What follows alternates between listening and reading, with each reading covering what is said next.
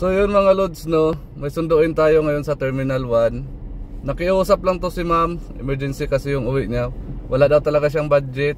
So tayo naman is walang problema sa mga ganung bagay. Ang kagandahan pa nito mga lods, naghanap siya ng kasabay papuntang Cubao para yun, sabi niya makamura daw siya, makaano sa pamasahe. Eh tayo naman is wala tayong problema sa ganung bagay mga lods. Totoo lang, masasabi mo na mas masarap pang buhay sa Pilipinas kahit kulang pa lang na kung ano, no? Gulay-gulay. Hindi rin ma'am. Masarap pa rin yung may abroad, tapos masarap yung buhay ng dito sa Pilipinas, yung pinapadalhan. Totoo yan.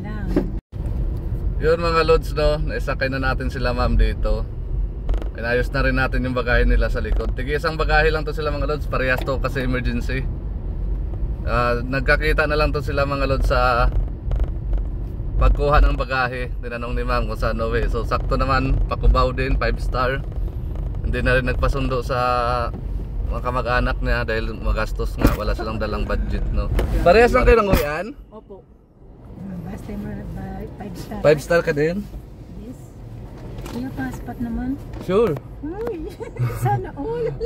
Bumarin. Bigyan ko nga ng chocolate si kuya.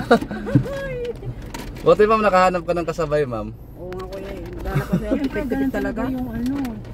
Ano ba yung uwi mo? Emergency yung sa'yo, di ba? Ako din eh. Ikaw din? Oo. Nangyayamo ko yan, yung natirang sahod ko di pa niya pinadala. Bakit? Ito, Galaxy. Ito oh. Paano ganda? Same pala kayo, parehas din kayo emergency.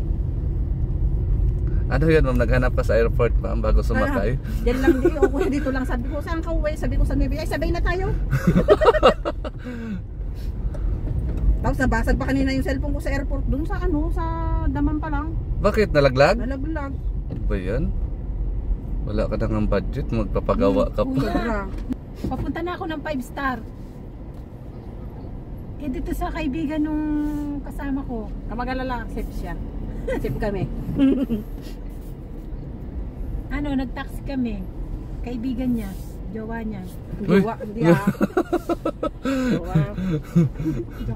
Nagka-jowa na tuloy akong wala sa oras. Yung emergency ka lang uwi, nagkaroon ka ng jowa. Nagkaroon na ng jowa. Pupunta na ako ng 5-star. Sabihin mo na lang doon sa kaibigan mo, nakasakay na ako. Ay, salamat ha. Sige, sige. Sinabihan ko nga lang yung boss ko na babalik ako para hindi ako mahirapan na ano. Pero babalik naman ako kaya lang siyempre. Maglalampuyan din na lang. Depende na lang kasi nakakasama rin ang loob eh. Bakit? Siyempre emergency kuya yung... Nakaraan ka pa nag-chat sa akin, emergency. Bakit ang tagal mo ano ng ticket? Nung na dapat eh ano, nung 15 pa. Ang problema, ang biruin mo kami ginawa na mo connecting. Ang daming ilang oras ako maghihintay sa ano sa Jeddah. Damam to Jeddah tapos 5 oras. Damam to Jeddah, nandun na nga sa yung airport sa Damam. Kaya nga magko-connecting ka pa ulit. Kukonecting pa niya ako, sabi ko sa kanya. Mahawakan naman sa akin, sabi ko wala lang akong budget, sabi ko syempre kung maghihintay ka dun sa ano sa airport, talaga naman di ka kakain. Oo, gagastos ka pa. Pag nasa abroad ka, lalo na kapag ano,